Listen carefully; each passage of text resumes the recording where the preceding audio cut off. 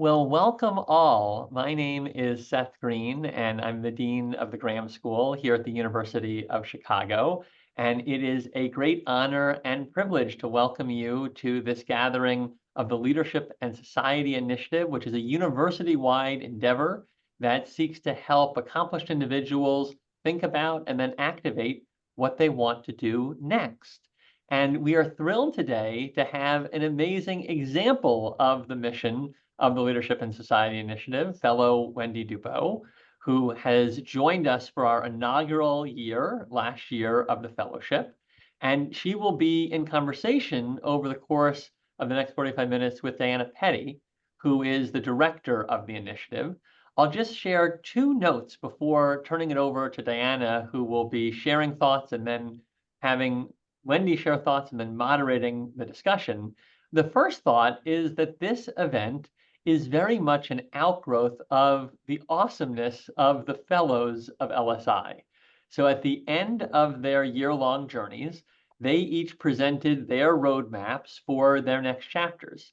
And Diane and I debriefed after that, and we said, well, we have all these faculty teaching.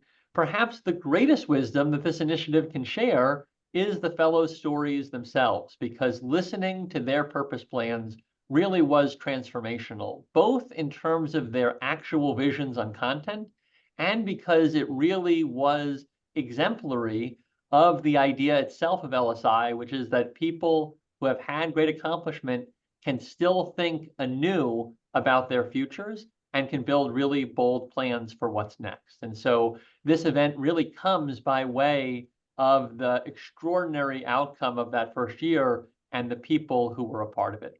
The second thing I'll just share is that we really wanted this to be an opportunity to continue to grow the community of people who are thinking about purpose plans. And so one of the visions of LSI for a long time has been we have, only 20 fellows, or next year we'll have a slightly higher number, but there's such a broader interest in these topic areas. And so for our second cohort, we had over 360 candidacies for those 20 slots. And so we wanted to begin sharing some of the tools of LSI.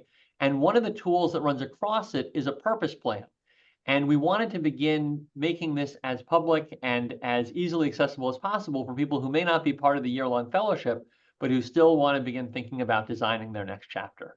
And so with that brief context, let me now turn it over to the real stars, and starting with Diana Petty, who is our visionary director of LSI, and the reason that first year went so swimmingly. Diana, let me turn it over to you. Thank you so much, Seth, and thank you, Wendy, for joining us and sharing your story and reflections. And thank you to all in our audience. It's wonderful to see so many familiar faces and names, and I'm grateful to be with all of you. So as Seth mentioned, the capstone of the fellowship experience really is a roadmap that reflects a why, a what, and a how for living and leading purposefully in this next chapter. So our goal today is to walk you through what that purpose plan development process really looks like, brass tacks, and then bring it to life with Wendy's example. And we'll say a little bit more about her extraordinary leadership shortly. But we will kind of take the first part, maybe 15 or so minutes. You'll hear some presentation from Wendy and I, followed by about 20 minutes of fireside chat with Wendy to go and layer deeper into her experience and where she is now. But then we do want to leave time for questions from all of you. So please do feel free to use the chat feature as you go to drop in any questions you have. And we'll leave some time at the end where Wendy and I can help answer them. But let's start first with the three phases of the purpose plan development process. So by design, the sequence tracks to the larger learning journey of the fellowship experience and really reflect a point of emphasis each of the three academic quarters. Though, of course, it's worth being very upfront about the fact that these things are not perfectly linear, and there is meaningful interplay across these areas as fellows explore, experiment, and really test their hypotheses about what their next stage of life could look like. But let's just start at the very beginning, which is knowing oneself. So as the fellows enter their time on campus, we really try to encourage them to take what we've been referring to as a strategic pause and focus on a moment of retrospective where they can really look at their lives to date to help clarify where they want to go next. And I'll be candid, our experience in this inaugural year was that that is a little easier said than done, because the types of leaders who come into LSI are action-oriented, they are decisive, and they are very skilled at driving solutions forward. And that is a huge part of what we admire about their distinction. But in parallel, we do believe strongly that using their opening academic quarter to ask and re-ask questions about who they are, what has shaped them in their lives, what's driving them now, what matters most, and how they want to be remembered, and really help them embrace a mindset of being on a journey without knowing the end destination yet, and that practice will ultimately set them up to arrive more confidently at answers when the fellowship concludes. So this period and this part of the purpose plan development is probably the most philosophical, it's the most creative, it's the most expansive, and they engage in a series of reflective exercises and workshops and writing to help them really begin to see a red thread through their life story that might help point them in the direction to where they could really experience and tap into purposefulness in this next chapter. We also do, it's worth noting, because again, there's not perfect demarcation between this thinking, that we spend time with them in the autumn quarter reflecting on a societal issue that they think they might want to study, that they might want to work on. They have some initial, again, kind of inkling that they're drawn or called to this cause to help prepare them for deep investigation and study in the winter quarter. So that is moving into winter. We get into understanding the world. And this is probably where our fellows feel most like they are truly a student again, logging long hours in the library and talking to faculty members.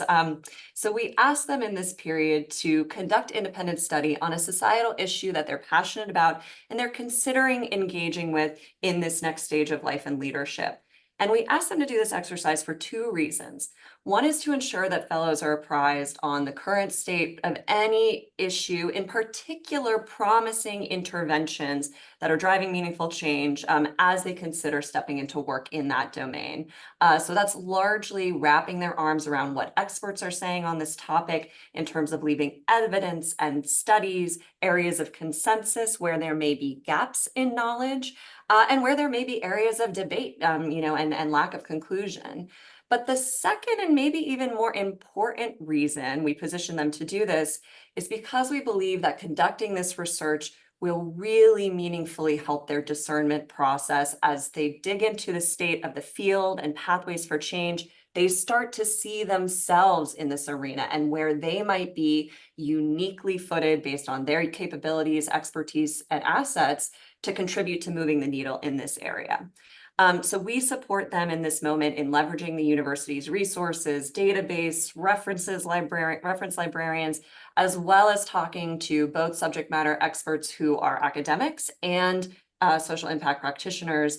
And then they ultimately write a research support that synthesizes their findings, what they learned, and how those results inform their vision for what comes next.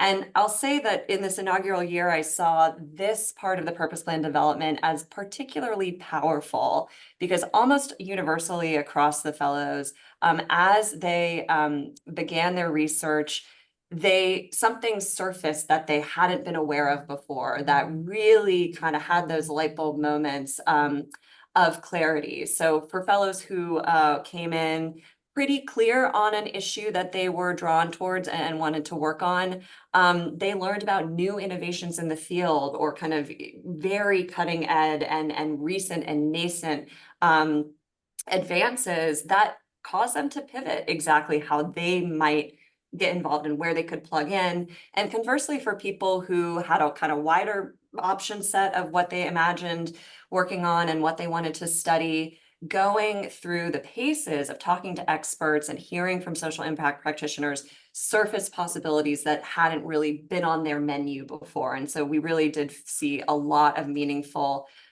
leaps in confidence and clarity and precision during this part of the development process. Finally, as they reach spring quarter, this is where they start to get tactical and really begin to imagine specific actions and efforts and roles that are at the intersection of their values, their vision for their aspirational self at this stage, and where they could contribute to pressing societal needs. So a lot of this is getting clear on their story, the change they hope to create, and that may be change in society, that may be change in themselves and their life, or some blend and kind of holistic approach to both of those things. So this anchors them in their how and specific things that they want to do at this stage to activate their purposefulness, and how they will continue to grow personally as leaders and engage the support of their family, friends, and community along the way. So the last bit from me before I turn it over from Wendy is I do also want to be clear that this development process was not perfectly sequential in our experience. There were some dead ends along the way, there was course correcting, and there was a lot of learning, I would say, across the group about what they didn't want to do at this stage in pursuit of understanding what felt most purposeful for them to step into.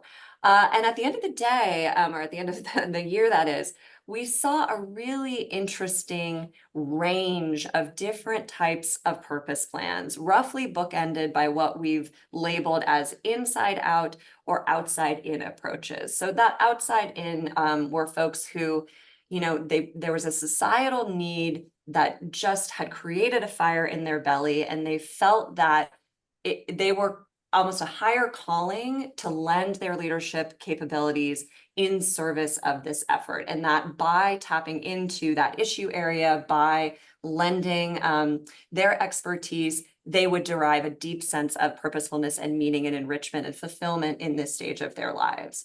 On the other end of the continuum, the inside out approach that emerged was really people who were starting to home in on ways that they could activate their unique wisdom that they've built up over their lives and invest in a kind of aspirational versions of themselves that aligned with this life stage for them.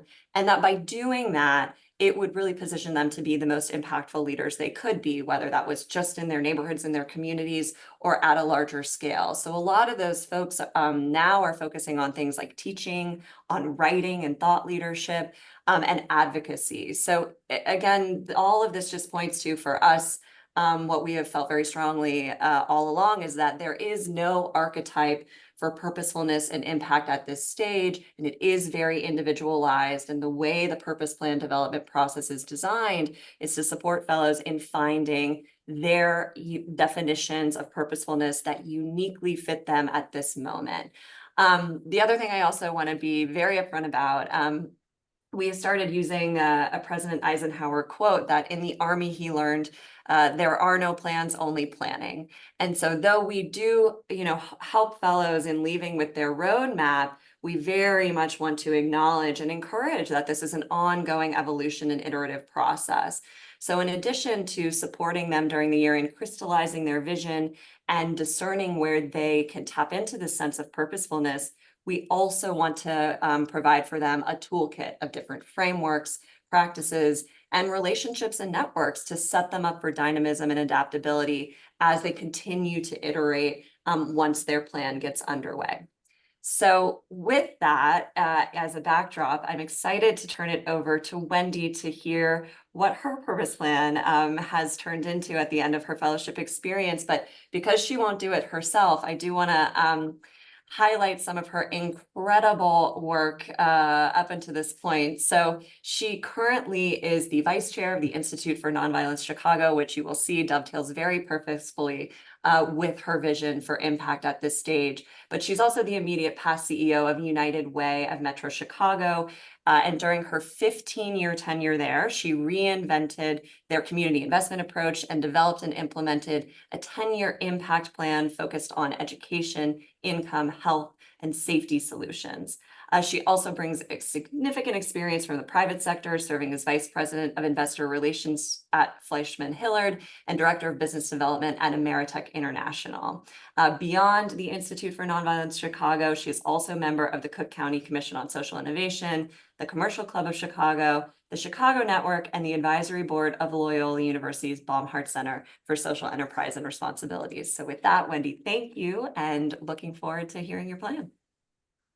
Thank you, Diana. You know, as I listen to you go through that, I think that's a really great thing to do LSI program. So thank you actually for bringing it to life for all of us. And what I hope to do with all of you today is bring to life one example of what Diana was referring to and sort of take you on my journey. And I'll be interested in all of your reactions. And hopefully with that, you'll get a really good sense of the LSI experience. So I'm going to start with this very bold question about, can we invent peace? And start by saying that it's a question I thought about a lot and have wondered for actually quite a bit of time why we are not fully harnessing our collective power in research and problem solving to create more ways to build peace. And this may be something that you've thought about too. And I'm happy to say that my LSI journey and everything that Diana just described and explained helped me to come up with a way where I think we can do this.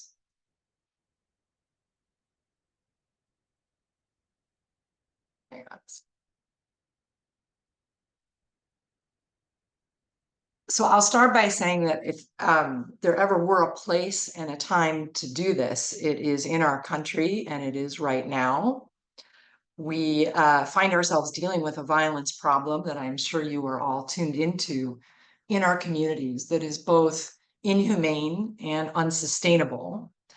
And you can see these really critical statistics right now that gun violence is a leading cause of death for kids and teens in the United States, costing us $550 billion a year. And I also want to say that this is not something that befalls us. This tragedy is not something that befalls us equally as a nation. Black and brown children are at most risk. In fact, Black children and teens are 17 times more likely than white peers to die from gun violence. And I would also like to say before I go any further that this issue is intertwined with historic and systemic issues like redlining, structural racism, and significant racial bias in our criminal justice system. And so what we're seeing in underserved communities is that there are cycles of victimization, trauma, retaliatory violence, and incarceration that are really hard to escape. So I will share my story right at the beginning. Diana spoke about this a little bit. When I came to LSI, I had a good understanding of the contours of community violence from my experience as the CEO of United Way Metro Chicago and as the board chair at that time of the Institute for Nonviolence Chicago. And over my career, both at United Way and other places like the Aspen Institute, different boards that I've sat on, I've had a chance to work on a lot of different social issues. But this issue of violence in our community calls me most. All of the issues that have drawn me have been about social justice. And for me, the issue of violence in our communities is really what I call here the tip of the spear of what I think is injustice in our country. Community violence being defined as the kind of violence that you face when you walk outside your door, the kind of violence that children are dying from in our country. And so LSI really helped me figure out how I could marry my experience, my background, and what I love most in it, which I'll kind of cut to the chase right now, is impact design and innovation with this issue that I care the most about. So how do we reduce violence in our country today? It's a little bit of a landscape of what's going on in the United States. You probably know we are very highly reliant on deterrence. Many would argue that we are over-reliant on deterrence in our country, deterrence being the criminal justice system and policing. But there's also a growing field of what is called community violence intervention work, or CVI, you may have heard of it, that works inside of community on prevention and interruption of violence with techniques like street outreach, social services, cognitive behavioral therapy, job pathways, and mentoring. And there's a growing evidence base around this work, including through randomized control trials. And it's absolutely a critical part of the solution of reducing violence. But given where we are not where we want to be, as I laid out in my very early slide, I started to think a lot about what else could we be putting in the mix so we're not so over-reliant on policing and incarceration. And we build on what the field of community violence intervention has to offer today. And that's where I started to frame this question. And Diane, I think, spoke very eloquently to some of the process that leads up to this in the LSI program. And so I started to, through classes that I was taking on crime prevention at the Harris School, through the research I was starting to look at and time with advisors in the program, I started to kind of pose this question, can we build some sort of innovation engine that drives more solutions than we have today? Why should we be limited to sort of a two-room house in addressing this incredible problem? And so I started to pose the question, can we build an innovation engine? And have sort of named it and held the domain, let's call it eventpeace.org. And basically the notion of this would be a national coordinated funding platform that could identify, test, fund, and evaluate new and promising approaches to reduce violence. And the way I have been thinking about this is that it would be fueled by private funding, collaborative strategic philanthropists that want to pool their money and jointly take the risk to build new and hopefully groundbreaking solutions. And as I've started to think about this and sort of frame the idea, what has been emerging and where this path would lead is that this would be a hub that would constantly generate a pipeline of new approaches. So we're not just reliant on criminal justice and current CVI techniques. And it would constantly be creating a platform that would put more tools in the mix, clarify what is an existing complex narrative around what works, and also potentially down the line influence the direction and sustainability of government funding with more evidence. So as Diana referred to in the stages, last winter, I conducted a lot of research and spoke with many experts, academics, practitioners, funders in the field across the country to learn about what exists in terms of innovation in the field and what could be further developed. And I learned that while it's happening organically, innovation always happens organically, there really isn't a national platform that acts as a kind of glue to support and formally coordinate learnings and dedicate funding to those learnings in this field. And so every expert that I spoke with across the country in all those different areas concurred that this kind of innovation engine is onto something and would be valuable for the field. And so my next steps now are to get a much deeper understanding of the market gaps and what would add the most value in order to design and build this platform in the right way. And I'm going to be identifying and testing this with funders in the coming months to learn more about that. And so as I put up this next slide, I have to say immediately, there's a lot of work ahead to really sort of flesh this out and determine based on the research and based on what exists and what would have the most value, whether this is the right approach. But as a sort of preliminary lens to look at how this could work, you could see an operating model where you've got a handful of funders that come together that are all interested in violence reduction and innovation, and they do exist out there, and they would create a funding collaborative, a national funding collaborative, to try to seed fund this platform of Invent Peace, and then hopefully incubate it inside of a foundation so it leverages existing administrative capacity. And then collectively, they would fund a very wide set of promising, very new approaches, knowing that many could fail, but some would be groundbreaking.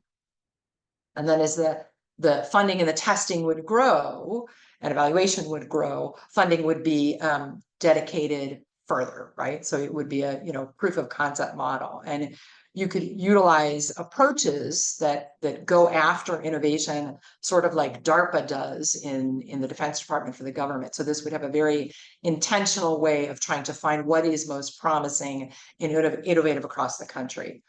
And I've listed some areas that this could start to look at and test. That would very much evolve as time goes on. But these could be very much focused on new technologies that help violence reduction, much greater leaps forward in police efficacy, behavioral health interventions, and even potentially resources to scale what does look promising.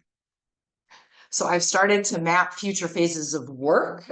This is really just the beginning, and it starts with a lot of deeper research to know that what would be created would truly add value and not replicate anything that already exists in the field, build off of what does exist. And need to make sure that the research that I've done so far isn't missing anything and what is out there. And then the idea would be to do a lot of research also on the right approach to create this and try to have discussions with funders about it that would look at what kind of blueprint makes the most sense and what kind of pilots would be the right ones to start with and build all the right kind of governance operating model and organizational approach for this. So that's where this is headed. And I'm looking forward to all of your reactions and thoughts. Wonderful. Wendy, thank you for walking us through that. I've got a few questions. I want to, kind of peel back some of the layers with you. But again, I'll just invite folks who have questions along the way to drop them into the chat so we can address some audience questions at the end. So Wendy, you started with you opened your presentation with your why. And so I want to dig a little deeper into how you arrived at that level of clarity on your motivations and sense of purpose. And so maybe one way of asking this question is, how does this endpoint compare to where you were, at the opening week of LSI when you set foot on campus for the first time? And maybe just tell us a little bit more about what your reflective and iterative process looked like to land on this North Star guiding your next chapter. Yeah, so when I started LSI, I had been already working in the field of violence reduction in a few different roles and on a couple of different projects. So I went in very much with the hypothesis that this could be the area that I really wanted to go much deeper in. But I wasn't totally there, and I think the program really helped me make very sure about that, which it did, and I can talk a little bit about that process. But I think part of that was just the experience through LSI of being exposed to, in all the different ways that you described that are part of the program, being exposed to so many new ideas, discussion of so many different topics. All of that stimulation was also a really good way to put in front of myself,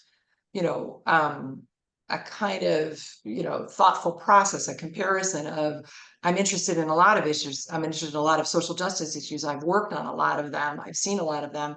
Is this the one that I really want to work on? And as I said in the presentation, for me, I was able to say, this is really the area that I want to work on, because for me, it is the tip of the spear of injustice when we have children that are exposed to violence in their community. And one of the things I will highlight that I know, Diana, you've heard me say this before, and it's sort of telling of the program that David Brooks, who was with us for, winter quarter, said something that really struck with me and I thought was very true of my experience, which was that in his sort of advice of things that you might want to think about working on at this stage of life, or what really matters to you, that you should focus on a big issue, one that keeps you up at night and one that you feel like in some way you've been walking toward your whole life. And this sort of felt exactly that way to me. So I think the program helped me, go through a phase of getting a lot of clarity about that. And then essentially, also through the different experiences of LSI that you pointed out, through advisors, through classes, through the research, I was also then able to find a way to say, okay, I really care about this issue. How can I work on this in a way that takes advantage of my background and create something that I can offer at this point that really, really resonates with me? And so it was sort of this marriage of being able to work on the issue I care most about in a way that would add value. So I want to move into kind of this understanding the world and the research that you did. And I'm going to try and incorporate one of the chat questions because it's very relevant. The audience didn't get to see all your appendices, Wendy, but I can attest that you truly hit the books, and arguably this is one of the thorniest issues facing US communities today. And so I'm wondering if you can tell us a little bit more how you approached that research opportunity and that process, and maybe if you can think of, was there one learning that was totally unexpected, right? Did you engage with something that you didn't see coming, but really ended up being instrumental in helping you kind of progress your thought process forward?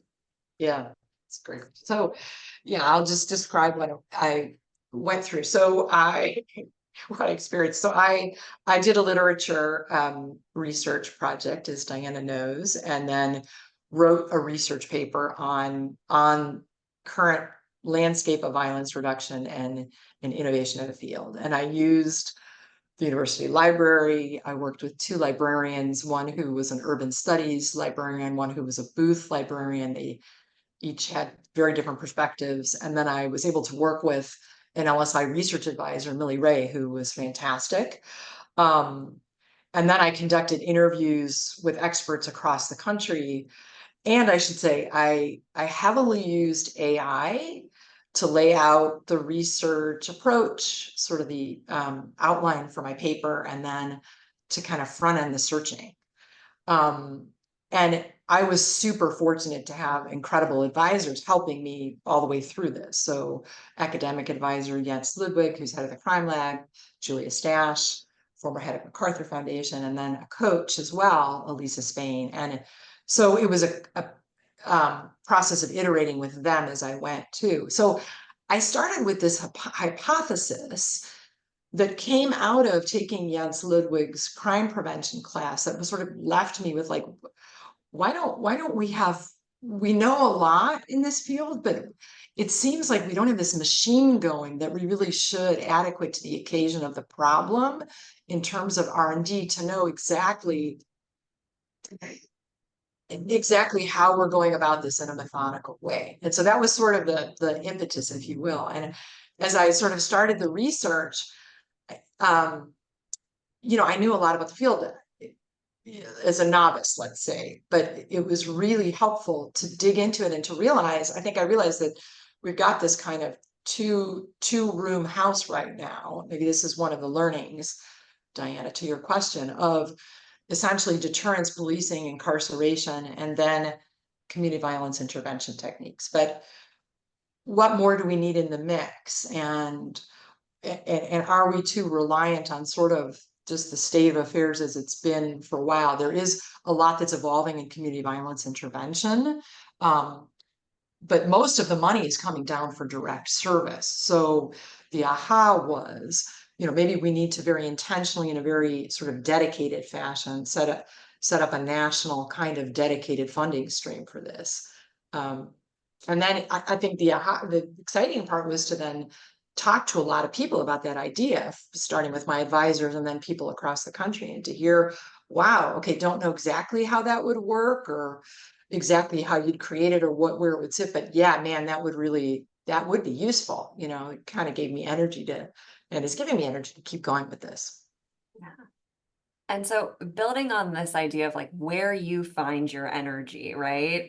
You've landed with clarity on this kind of impact engine model, but I'd love, tactically speaking, Wendy, along your journey, did you consider other types of pathways for you and your leadership to intersect with this work? Did you look at other organizations or roles? Obviously, you'd already been doing some things, but I'm kind of curious to hear that side of the house of what you entertained as possibilities. Yeah. So there was a lot of iteration in this, a lot of thought and then iteration and sort of honing down, I would say, and hopefully not getting too narrow, but honing down. And along this journey, yes, the iteration was really like, what have I done in my background? What am I good at? What do I like? What experiences do I have? And, pretty importantly, what do I want to do now? I don't have to do everything I've already done, but what is what is really drawing me now? And I think that's a combination of what you're really good at and what excites you, where you feel like you can lend the most. And to your point, Anna, I was sort of for a while sitting at a juncture of there's a lot in philanthropy in general that interests me, and was looking at different roles that could be really appropriate, leadership roles in philanthropy now.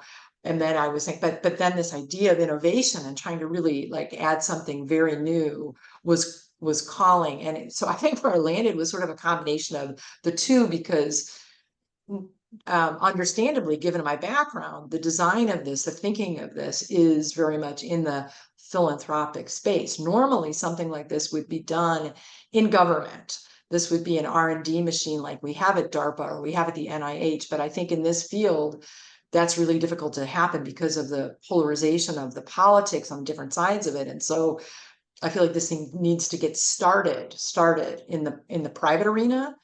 And so there's a fit with philanthropy. This is a very strategic kind of philanthropy. Right. So last question for me, and then I'll start pulling from our audience.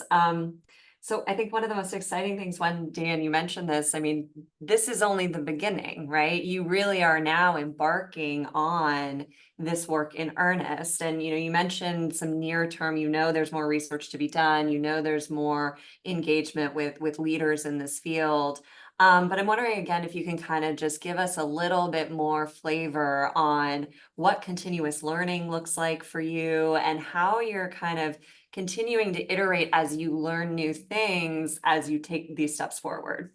Yeah. So this is the beginning. I feel like I've got a decent start on the research, but let's start with that. The research needs to go a lot deeper. This is sort of it was the first literature search, and now what's really needed is a very specific landscape, much more than I've dug into so far, to assess, most importantly, where there are gaps and where value can be created and added. So you would know how to design this. Like I said, they would take advantage, build off of what exists already, but truly add value. And it is it's the same iteration that was going on throughout last year at LSI to sort of hone in on this idea, this notion. Now is iterating on how do you get that landscape sketched enough and that value proposition honed in on enough and a concept enough of how this might operate to have early conversations with funders, which is where I'm headed, and sort of the right amount of information where they have enough specificity to say, right, this makes sense. We like it or we don't. We want to be in, and then some resources could be put on the table for what I would say would be like a planning grant to get this really shaped. Amazing. Thank you so much, Wendy. I'm going to try and combine a couple questions that have come through because arguably I think these are the questions of purpose plan development. So the first part, Wendy, is can you talk a little bit about how your experience in the cohort and the engagement with your fellow fellows contributed to your purpose plan process? And so there's kind of that intimate community, but then more broadly, what was it like being on campus and tapping into the university versus maybe trying to have done this virtually or through another medium? So what was kind of ripple effect of like your cohort and your fellows, and then just being in this learning ecosystem as well? Yeah. So I think there's a couple of folks from my cohort that are with us, and so I'm going to invite them to keep me honest here through the chat room. But the cohort was really helpful in several ways. First of all, it was a group of 20 of really talented, accomplished, successful career people who are all coming together, to do this incredible thing. And it's all about wanting to make a difference, as you saw from the way Diana laid out people's decisions by the end of it. And so that's an incredible group. First I'll just say it was really interesting and fun to go on this journey with that group of people. And they were a great group of people to share wisdom, like as you're going through, hold up the mirror, what you need, hold up the mirror, be your sounding board, come up with a breakthrough idea, push you on something, come up with a practical idea. So you know, there were chances all the way through to kind of share your ideas and your thinking is helpful. And then I would say that within it, we had study groups that were smaller, and, you know, the study group was really helpful, I think, in terms of accountability and sort of structure. We provided that for each other. It's kind of a good thing that kind of boosts you at points where you might get stuck in the iteration. So that was good.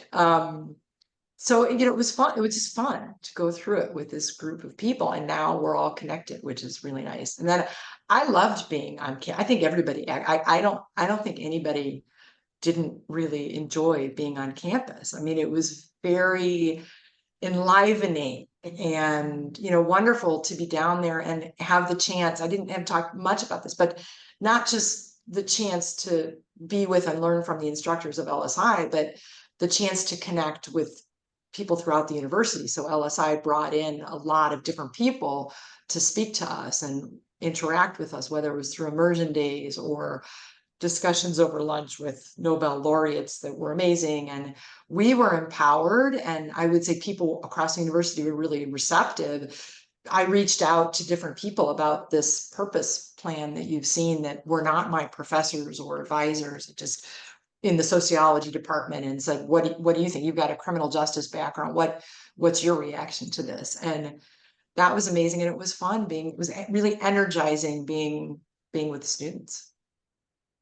I would be remiss if I didn't say that when we asked this question, several of your fellows who are with us today turned on their cameras. So I would invite them all to give a wave. And I just want to acknowledge that as a testament to truly one of the most, I think, moving things of my experience observing your cohort was the deep investment that everybody had in each person's learning trajectory, whatever that might have been. And so the fact that they're here and then, you know, we're still very much engaged even a few months out speaks to that.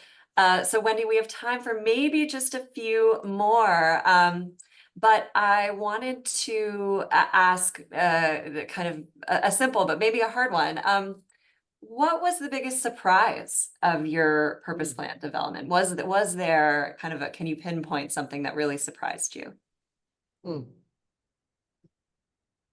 Wow. I don't know if it was a total surprise. I think deciding to do LSI, you know, all of the people who did it, you sort of had a feeling like putting this much stimulation and experience in the mix would help you really sort of sort through things. But I think maybe the surprise was how much stimulation there was in a really good way. I mean, it was a little bit of like an intellectual, rigorous process that I really enjoyed. I think we all really enjoyed.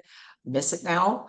And how much that did help through the structure of the program and through sort of constantly posing questions to myself, like to then come out on the other side of it like this. Amazing. One last question, which maybe I'll answer, but Wendy, I'd be curious your thoughts on too. Somebody asked, do most fellows return to their existing workplaces following the fellowship? And is this just a sabbatical and then they kind of go back with new ideas and imagination? And what I'll say is that we certainly in this inaugural class did have a number of fellows who didn't make a wholesale pivot into something that was entirely new and different for them.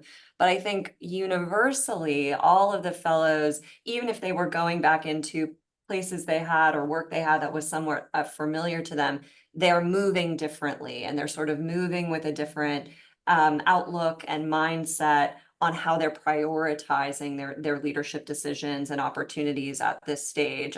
So for example, we did have one fellow who had been teaching at a law school prior to coming into LSI, and he explored a wide array of different possibilities, a really kind of Renaissance man. And ultimately at the end of 9 months, he was like, you know what, I really do like teaching law and I really value that work. And I think that's impactful. And I think that I am contributing, you know, to making the world a little bit better in this capacity. And so he went back, but I think he was approaching it and kind of thinking about that role in a renewed way. So I'd be curious, Wendy, your impressions amongst your cohort of kind of that dynamic. I think that's right. I think it was, it's slightly different for everyone, a lot of, I would say everybody kind of came in the program with different things in the mix, different, whether it's a full-time job or board positions or consulting or at a university or working on big projects, writing, doing different things. And I would say everybody is continuing in some vein with, but differently now after the program. I think everybody sort of has a clearer notion of, how they want to have the most impactful next phase of their professional life, whatever that is, and their whole life. I mean, there was that in the program too. It wasn't all just about career. It was also about, how we want to live our lives fully. Was a beautiful part of the program. And, one thing I haven't said that I want to say, and maybe this is where we're going to close out, but, you know, I have to commend you, Diana, and the LSI team and Seth, because what you saw in that chart of all the people who have come up with program, purpose projects now and are heading off to do these specific things, and what I've shared myself, like, it was really because of the very thoughtful, very creative, very caring leadership that you and your team showed, the flexibility this year, especially in this first year, and the innovation and the ways that you reached out to experts across the university and outside of the university. And I think it's helped us all to get to this point. I just want to put that out there. And I feel very fortunate to be in this place. And largely it's because of everything the program put together. Well, I am grateful for those very gracious reflections, Wendy, and that is a wonderful note to end on. And I will just affirm it by saying that, I do think the example of this first cohort, and we are so energized to build on the momentum that your class created, has made us believe without a shadow of a doubt that we can be partners with extraordinary leaders in activating next chapters of purposefulness, and that this new stage of life can be the most generative yet. And so it has been wonderful to be alongside you in your journey. Thank you for sharing your reflections and experience with us today. Thank you all in the audience for joining us. It has been such a pleasure. We look forward to continuing to share this work and being able to bring it to life in very tactical ways. And for now, we wish you a great rest of your Thursday. Thanks so much for taking the time.